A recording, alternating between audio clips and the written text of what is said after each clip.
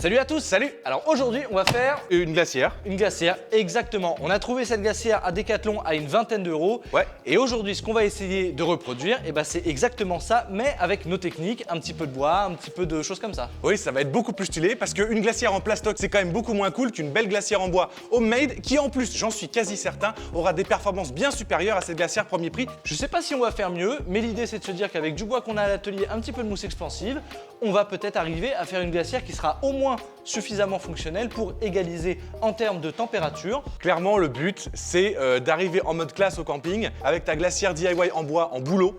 C'est trop stylé. Avec tes petites cornières alu, ça le fait grave et voilà. Donc vous l'avez compris, toujours dans cette idée de vous proposer des petits DIY pour l'été, des DIY simples que vous pouvez reproduire. Aujourd'hui, on est parti sur une glacière. Une glacière. Une glacière. C'est parti. C'est parti. Bon, commençons ce petit DIY par une mise au point. Il y a beaucoup de bruit ici aujourd'hui dans les autres ateliers qui sont derrière l'atelier des frères Poulain. Donc si vous entendez beaucoup de sons extérieurs, c'est normal. C'est pour ça que d'habitude on tourne pas particulièrement ici, qu'on préfère tourner de l'autre côté qui est maintenant hyper propre avec le ski ball. On n'a toujours pas décalé le ski ball et on veut éviter de faire de la poussière. Ouais. Donc aujourd'hui, comme tous les autres DIY, ça va se passer ici. Alors comment il se passe comment elle se forme cette glacière?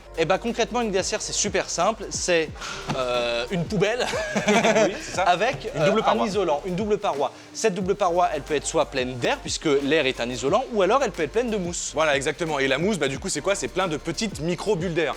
Pour le coup, les moins chères sont généralement pleines d'air parce que ça coûte moins cher de mettre de l'air que de mettre de la mousse alvéolée. Ce sera probablement le cas de celle-là. Donc là, la première chose à faire, ça va être vérifier déjà comment celle-ci est construite. Donc pour éviter de la démonter et de la scier en deux, ce que j'aimerais beaucoup faire, mais on va en avoir besoin pour effectuer les tests, on va juste faire un petit trou sur le devant pour voir si on tombe sur de la mousse ou sur de l'air. Ce qui est hyper intéressant avec ce modèle-là qu'on est allé chercher ce matin, c'est que il n'est pas très grand, donc je pense qu'on va pouvoir copier les cotes et faire notre propre glacière aux mêmes dimensions, ce qui fait qu'une fois qu'on fera les comparatifs, on pourra vraiment se permettre de savoir quelle est la meilleure puisqu'elles font à peu près la même taille. La vérité pour les frères Poulain, c'est qu'elle soit suffisamment haute pour contenir une bouteille d'un litre. Tu le sais. Bon, allez, on prend la perceuse, on fait un trou et on voit déjà comment celle-ci est fabriquée. Il y a de la mousse? Ouais, de la mousse. Voilà. Il y a une sorte de ouate, hein. Ouais, non, c'est une polystyrène, regarde. Tu veux qu'on essaie de découper un petit carré? On peut autour essayer.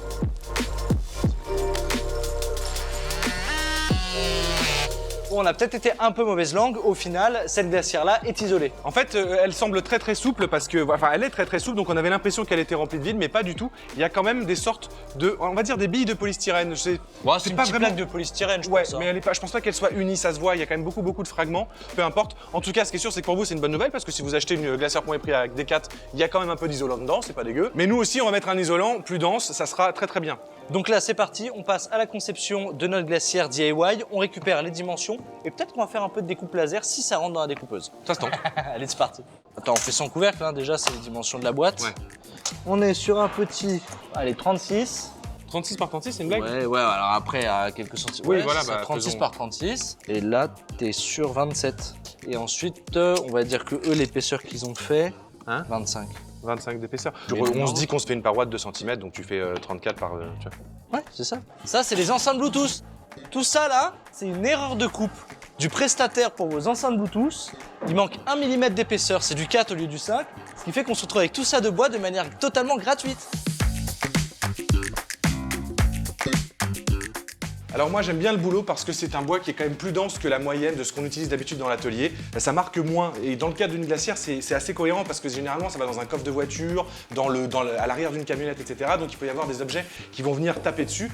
Et si on a du boulot, c'est loin d'être parfait, mais c'est quand même beaucoup mieux que si on avait du sapin. Du coup ça marquera moins les chocs, c'est des parois fines, c'est vraiment exactement ce qu'il nous faut. Le seul problème c'est que pour le couper du coup à la découpeuse laser, celle-ci est pas assez puissante, donc on est obligé de faire soit plusieurs passes, soit une passe à très forte puissance et lentement. Du coup on va charbonner les bords, ce qui est pas très agréable, mais c'est pas bien grave, il suffit juste de le frotter, de le poncer et de le revernir par derrière. Voilà, c'est le seul défaut qu'il y a, ça demande beaucoup de travail pour le découper au laser. Mais bon, on y va quand même parce que c'est vraiment le bois qu'il nous faut pour ce projet.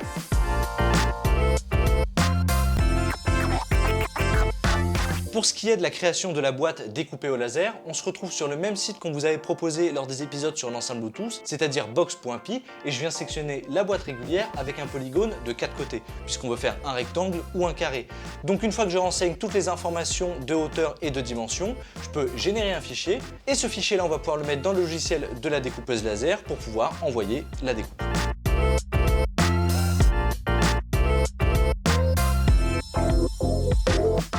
Bon, les découpes se sont bien passées, on a celle de l'extérieur. Et celle de l'intérieur. Alors comme on vous a dit, évidemment, rien ne vous empêche vous de le faire directement avec votre petite scie. Il n'y a absolument aucun problème. En réalité, on pourrait même utiliser du contreplaqué de 10 mm, mais la découpeuse laser ne découpe pas du contreplaqué du millimètre. Ou alors elle fait du contreplaqué de 10 mm, ou du contreplaqué de 10 mm, c'est 10 mm, donc il est long à transpercer. Et si transperce pas, du coup c'est compliqué, du coup faudra faire une deuxième fois, c'est Ça serait dangereux pour la découpeuse laser. Du coup, on va mettre de la mousse polyuréthane à l'intérieur, donc le fait que les parois soient fines, elles seront quand même très rigides puisqu'on aura des doubles parois qui seront bien fixes entre elles. D'ailleurs, ce qu'on va faire, c'est que ça va être très pratique. On n'aura même pas besoin de fixer les parois puisque c'est la mousse polyuréthane qui est très collante qui va permettre de maintenir les parois entre elles. Donc la seule chose qu'on va faire là, c'est assembler le cube intérieur avec soit de la colle à chaud et un petit peu de scotch. Et une fois que ça sera sec, ça sera béton. Ce qu'on pourra peut-être faire en dessous, c'est pour y accéder, faire un trou pour pchiter à l'intérieur. On verra comment ça se passe au niveau du résultat, mais en tous les cas, on sait que ça va se répandre bien comme il faut. Là, on assemble les deux parties à l'arrache et ensuite, on voit ce que ça donne.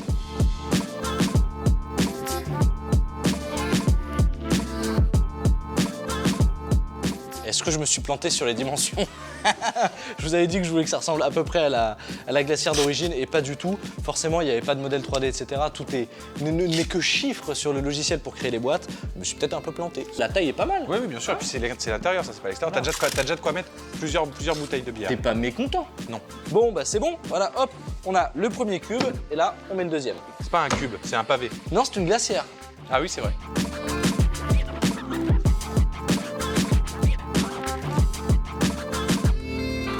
Donc là, vous voyez, comme on vous l'a dit, c'est vraiment juste quelques points de colle puisque ça sera la mousse expansive qui ira autour, qui va tout fixer à donf. Il faut bien se dire que même si la mousse expansive colle pas incroyablement bien, c'est pas non plus de la colle à bois. Là, vous vous rendez compte, toute la surface de collage qu'on a, c'est vraiment une énorme plaque de près de 30 cm, ça ne partira pas.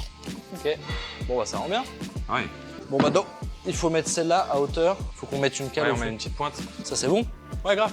On coupe juste un cube et basta. On aura peut-être une petite perte d'isolation dans le fond. Mais de toute façon, le bois en lui-même est un bon isolant naturel. Donc normalement, rien que le fait de mettre une double paroi en bois, c'est mieux que de mettre une double paroi plastique. Est-ce qu'il n'y aurait pas un constructeur de caméra thermique qui voudrait nous envoyer une caméra thermique?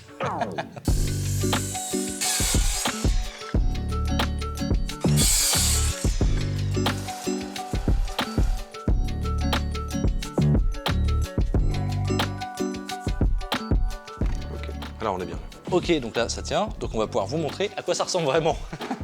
Voilà, donc on a notre paroi extérieure, notre paroi intérieure et notre vide d'air tout autour, à la fois sur les côtés et sur l'arrière. Il n'y a plus qu'à remplir, alors on va commencer par le dessous avec la petite technique dont je vous avais parlé, c'est-à-dire faire un petit trou là pour être sûr que ça aille bien dans la base, et ensuite on viendra le retourner après avoir préalablement rebouché le trou, et on viendra combler les parois les parois intérieures pour coller les deux parois. On n'a pas besoin de trop en faire parce que tout est dans le titre, c'est la mousse expansive, donc en fait on va en mettre très peu, mais elle peut doubler, tripler, en fait ça va jusqu'à 10 fois son volume. On va utiliser la marque Exton, on la trouve chez Leroy Merlin, c'est la basique. Oui, c'est la basique, voilà. Donc, c'est parti. On fait le trou.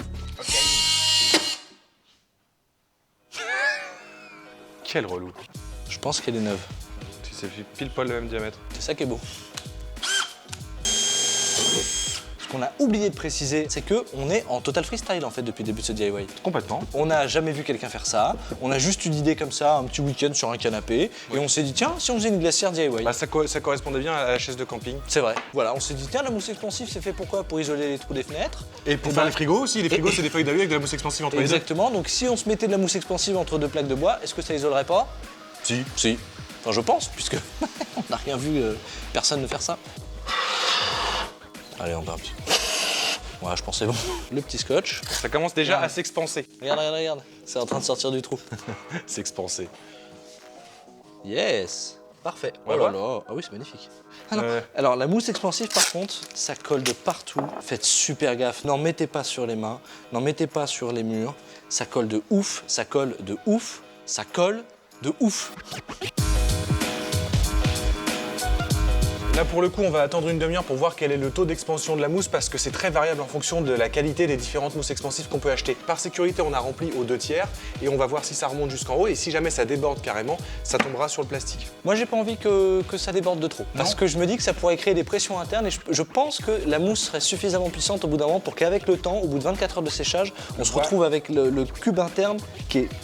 Une fois avec Baptiste, on a rempli un mur de mousse expansive. On a et déplacé le le mur. lendemain, le mur était déplacé d'un bon 10 cm vers l'intérieur. Vers l'extérieur. Oui. Mais Bon, c'était drôle. on attend une petite heure, on voit ce que ça donne.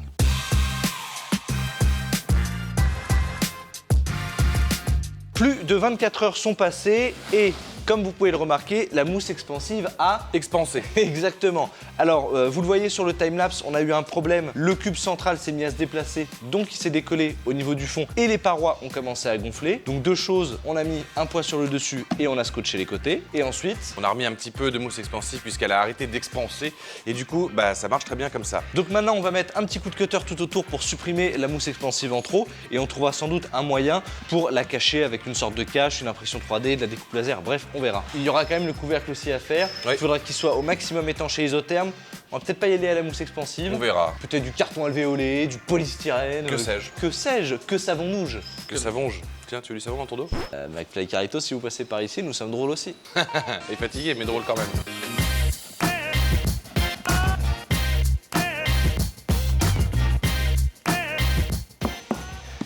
Ça sonne bien. Ouais. Ah, puis le poids est pas mal, hein. Ouais. Bah, c'est super léger. T'as l'impression que c'est lourd parce que t'as des grosses parois épaisses, mais en fait, ça pèse rien. Bon, bah écoute, je prends les dimensions. Hein.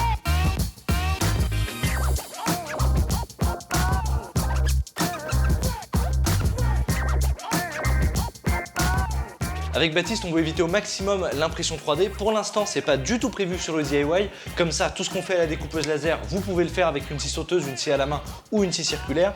Donc là, comme d'habitude, je prends ma petite planche de boulot de 5 mm, je le mets dans la découpeuse laser et on va essayer de découper le cadre qui va cacher la mousse expansive. Et ce qui est bien avec cette découpeuse laser, c'est que comme vous le savez, elle est super pratique et hyper fonctionnelle. Et voilà, les découpes sont faites. Bim! Bah c'est super. On va voir ce que ça donne. Sans chemise, sans pantalon. Bon, par contre, en réalité, ces découpes-là, c'est ce qu'on a mesuré avec Baptiste. La mousse expansive a un petit peu bougé le cube intérieur, donc la distance à gauche est un petit peu plus fine que celle à droite, ce qui fait que bah, c'est pas tout à fait centré. Mais bon, j'ai pris les mesures, on les a corrigées dans le logiciel, et là, c'est perfecto. Impeccable. Ce que vous n'avez pas vu, c'est qu'il y en a un deuxième. Comme ça, on va pouvoir doubler l'épaisseur du cache. Ok, bon, bah, on va les coller ensemble.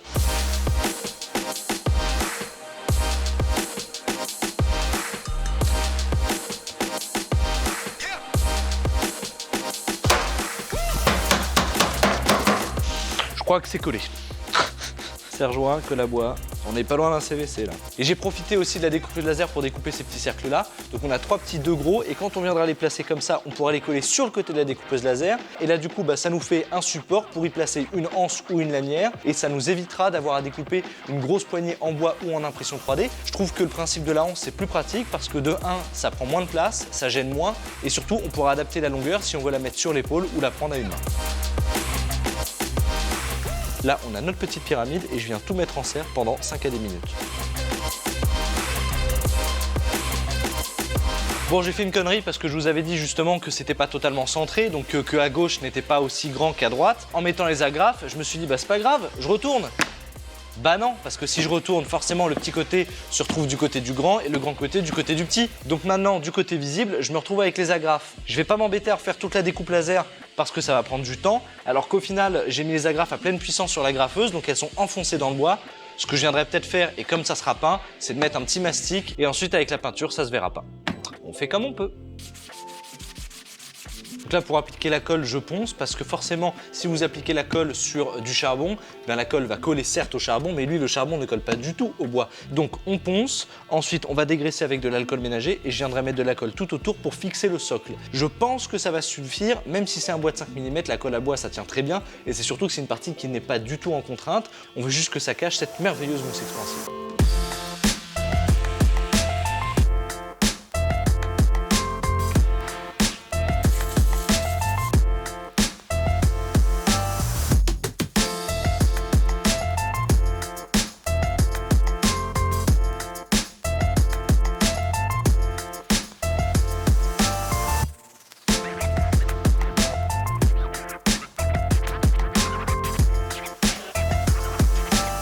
Bon, ça c'est en train de sécher, on le met de côté et on va s'occuper du couvercle.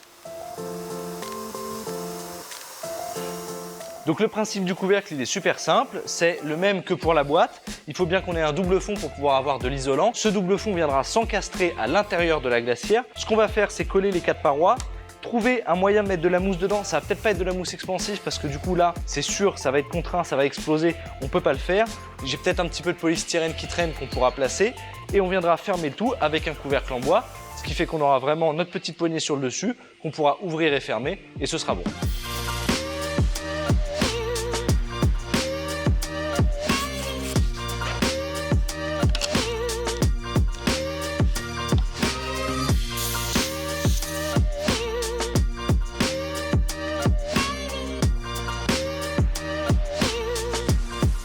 C'est marqué là, regarde.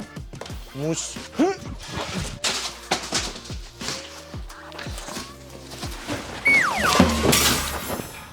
Donc là, on a deux types de mousse. La mousse blanche qui est plutôt, je dirais, à grosse bulle, qui est vraiment pas très agréable. Et cette mousse noire-là qui est quand même beaucoup plus moelleuse et plein de petites bulles. Je pense qu'on va aller sur ce modèle-là parce que c'est ce qui s'approche le plus de ce qui est déjà présent dans notre glacière DIY. Et puis en plus, en termes d'épaisseur, est-ce qu'on n'est pas nickel? J'ai envie de te l'entendre dire, Joss. Oui. On est nickel. Encore une mousse par terre. Oh. Je pense que ça peut la faire fondre, mais bon, c'est pas très grave. Si ça colle, c'est ce qui compte. Et tiens, voilà mon frère. Ça devrait tenir quand même. Bah écoute, j'espère, parce qu'il y avait quand même quelques petites différences de niveau, et j'ai peur que quand on enlève les sergents, ça fasse ploc. Bah là pour l'instant ça n'est pas cloque, donc on continue. Bah écoute. Impec. On a une boîte avec de la mousse hermétiquement à l'intérieur. Et là, normalement, ça va rentrer. Pile poil. Oh là là. Que tu le lâcherais, que ça descendrait par succion tout doucement. Tu crois? Vas-y. Faut que vous voyez ça. Donc, ça veut dire que maintenant, on a ce qu'il faut pour isoler notre bouchon, notre capot. Capot, notre Voilà, couvercle. absolument, notre couvercle. Voilà, je cherchais le terme, merci. Donc, ce qu'on va faire, c'est que maintenant, on va pouvoir disposer dessus une plaque un peu plus grande pour que ça vienne rentrer directement en opposition avec les contours j'ai envie de dire thermos à chaque fois, de la glacière. Et donc, ce que je vais faire, c'est que là, on va pas utiliser la découpeuse laser. On va directement prendre du contreplaqué de 10 mm, puisque là, c'est déjà sur du 10 mm, puisque c'est deux planches de 5. Ça fera donc 20. Et surtout, comme c'est pas tout à fait carré, et que la découpeuse laser a tendance à faire des carrés parfaits, oui. Et ben je vais pouvoir ajuster en faisant le tracé du contour avec un crayon sur la planche. Et après on passe aux finitions, enfin du moins les finitions, Ouais, on passe à tout ce qui doit agrémenter cette glacière. Donc on aura des petites cornières alu, un petit apprêtage peut-être, ou en tout cas une belle peinture bleue, LFP. Le système de sangle, Ouais. peut-être un système qui va bien retenir le couvercle pour le fixer et bien presser avec un joint autour. On sait pas encore. Ça a de la gueule, on y va, moi, C'est pas chut. Ouais.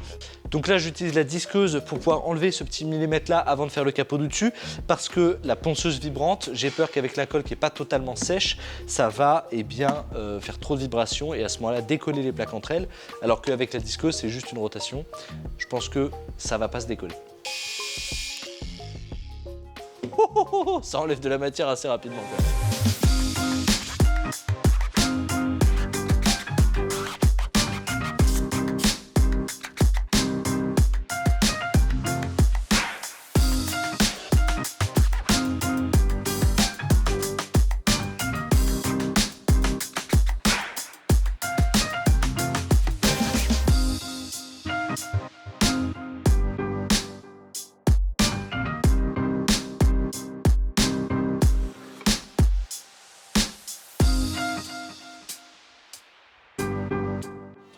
Ah, always believe in yourself. Ce sera la morale de ce DIY.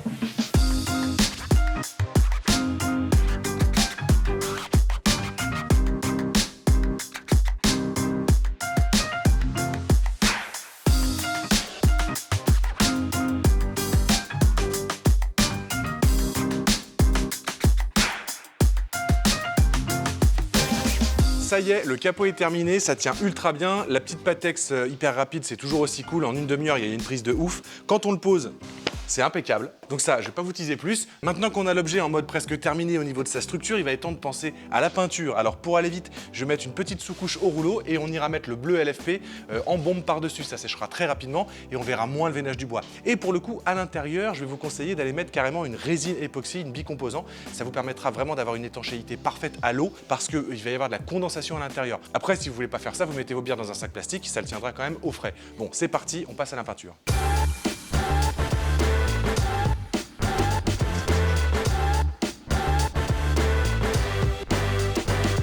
Donc là, on a le petit support de Hans dont je vous parlais tout à l'heure qu'on finit de sécher. Baptiste est en train de faire la peinture, donc ce que je vais C'est faire... qui, Hans? Hans et Gretel. Ah, Voilà. Maintenant, il va donc falloir faire, comme la dernière fois, un petit peu de couture pour se créer quelque chose de confortable qui permettra soit d'être à l'épaule, soit tenu à la main. J'ai une petite idée en tête. En tout cas, on va faire comme pour le fauteuil de camping, la chaise de camping qu'on avait fait. On va utiliser la même jute. Je vais faire un petit ourlet. On va faire un truc assez large pour pas que ça cisaille l'épaule ou la main. Et je crois que le système de fixation, j'ai une petite idée un peu à l'arrache. Mais comme on a vu que la super glue avec la jute, ça marchait bien, on va peut-être simplifier la tâche.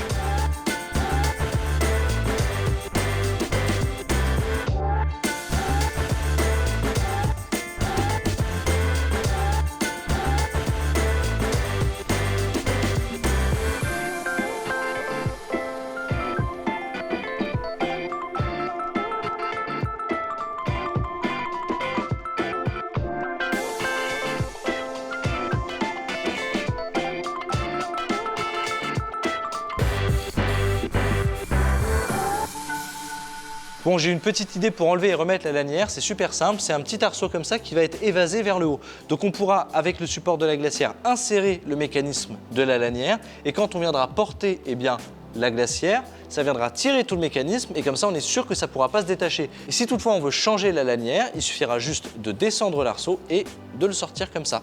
Donc je l'installe et si vous n'avez pas compris, vous allez voir, c'est super simple.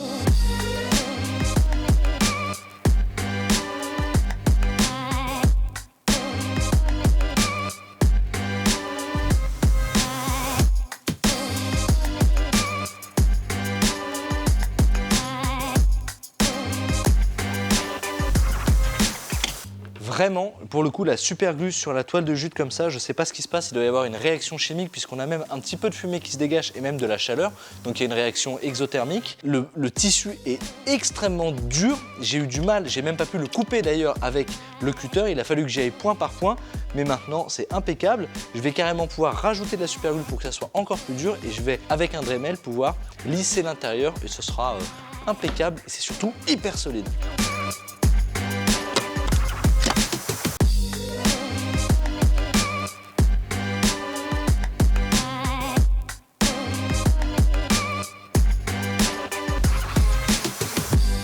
Bon bah tout est poncé, j'ai plus qu'à couvrir la lanière de scotch de peintre pour pouvoir peindre le tout.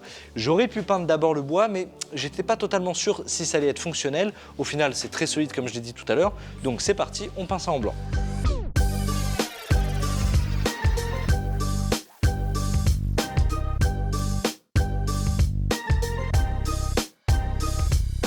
Bon, le week-end est passé, les peintures ont séché, la sangle rend super bien. Ouais, c'est très stylé avec ce petit coton cousu là, ça marche d'enfer et c'est hyper solide. Et il nous reste donc plus qu'à installer le système qui va tenir la sangle. Ce système-là, on l'a pensé après la conception du bloc. Ce qu'on aurait pu faire, c'était le placer bien avant, au moment où les panneaux étaient libres, venaient tout juste d'être découpés à la laser et venir le visser par l'intérieur. Oui, mais le concept de ces vidéos, Artus, je te le rappelle, c'est d'y aller au jour le jour. Voilà. Donc là, ce qu'on va faire, c'est qu'on va retirer un petit peu la peinture bleue pour laisser apparaître le bois. Comme ça, on sera bois contre bois. On mettra une colle à bois super puissante et de notre expérience avec Baptiste, ça devrait tenir. Oui, il y a des menuisiers qui construisent des bateaux avec de la colle.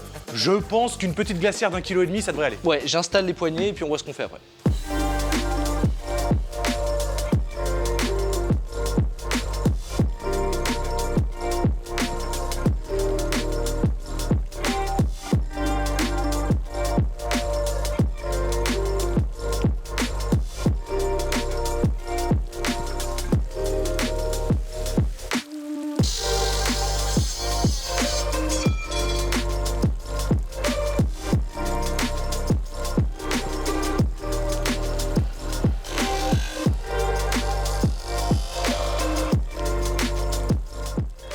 Bon là, Artus a coupé les cornières en alu et moi je vais mettre un petit peu de Niclonivis. C'est bien parce que c'est épais donc ça va éventuellement rattraper les petits soucis au niveau de l'angle. Il peut être un petit peu ondulé comme ça.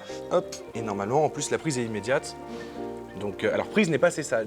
Prise n'est pas séchage, hein, sachez-le. Prise n'est pas séchage, séchez-le.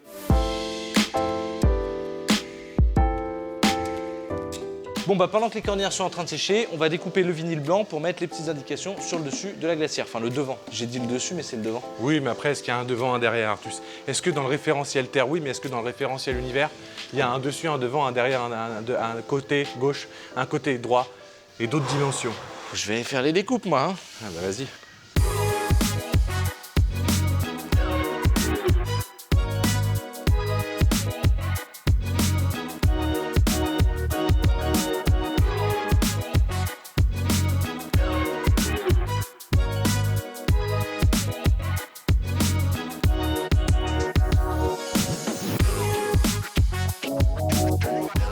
Bon, bah on est vraiment content du résultat. Alors petite chose, on aurait peut-être aussi pu le laisser totalement en bois verni, ça serait aussi vraiment génial. Et oui, parce qu'on avait en tête de copier la glacière d'origine qui était un petit peu bleue, et puis les glacières en général c'est bleu parce que le bleu est assimilé au froid, n'est-ce pas? Absolument, oui. Donc on l'a mis en bleu, mais clairement on pouvait la laisser en bois, ça aurait été super cool. Le résultat de la capacité de conservation de la température à l'intérieur versus la glacière du commerce, on vous le poste sur Instagram. Comme ça, on va pouvoir mettre des glaçons dedans, laisser 24-48 heures et voir laquelle est la plus performante. Mais moi, je pense que vraiment, avec l'épaisseur des parois qu'on a mis là, plus la mousse expansive, plus le fait que c'est du bois, que c'est déjà isolant à la base, l'anneau de gagne large.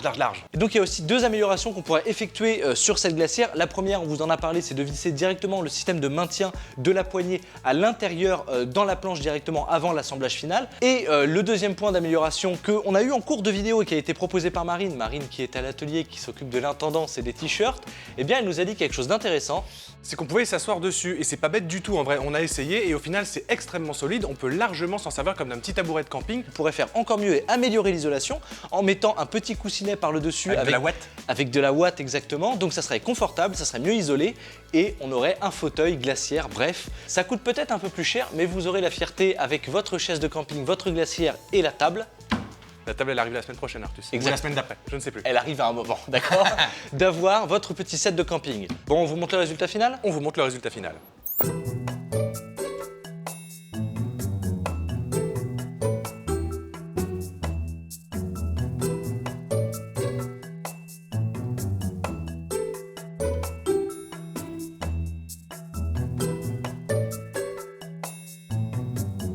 Hey, bon matin tout le monde, bon matin Baptiste. Bon matin, Qu'est-ce que Artus. tu vas donc nous montrer aujourd'hui? Je dois te montrer la super glacière moins 3000 par Elf Poulain. Watcha, mais qu'est-ce qui change avec une glacière traditionnelle telle que celle-ci? Quelle est la différence? Essaye d'écraser cette glacière. Oui? Oh, c'est tellement mou! Oui, très mou. Maintenant, essaye de mettre la glacière sur ton épaule. Hop, mais je ne peux pas! C'est très inconfortable. Oui, c'est très inconfortable. Voici une sangle très confortable. C'est très chouette. Regarde, je la mets comme ceci, de chaque côté. Et Waouh! maintenant, c'est beaucoup plus confortable. Oh putain! Oh, je kiffe! Cette sangle est tellement douce! Et si tu le souhaites, c'est très solide. Tu peux t'asseoir dessus. Je peux m'asseoir dessus. Je t'en prie, pose ton bouge. Je peux m'asseoir Eh dessus? oui, il peut s'asseoir dessus. Oh, ça race! C'est tellement incroyable! C'est vraiment incroyable, n'est-il pas? Oui, je n'ai jamais ressenti autant de plaisir en m'asseyant. Je sais, mon gars. Alors puis-je me procurer cet incroyable produit? Quel est Bien son prix? sûr. Et pour moins de 30 $. Oh purée de charabeu! Et puis-je avoir une réduction de 30% avec un code? Oui. Oh my god! So, don't forget to be bienveillants les uns envers les autres. We like you. Don't forget to share, to repartage, Yes. to like, tout ce que vous voulez, les commentaires, etc. We like you very much. Ciao! See you next Yes. Sunday. Arigato gozaimasu. On aura fait de la découpe laser, de la découpe avec des ponceuses, des machins, des trucs. On découpe ça dégage au montage. C'est pas exploitable. Voilà, c'est pas grave. Puis j'avais rien à dire de toute façon. Faut juste que je continue de poncer.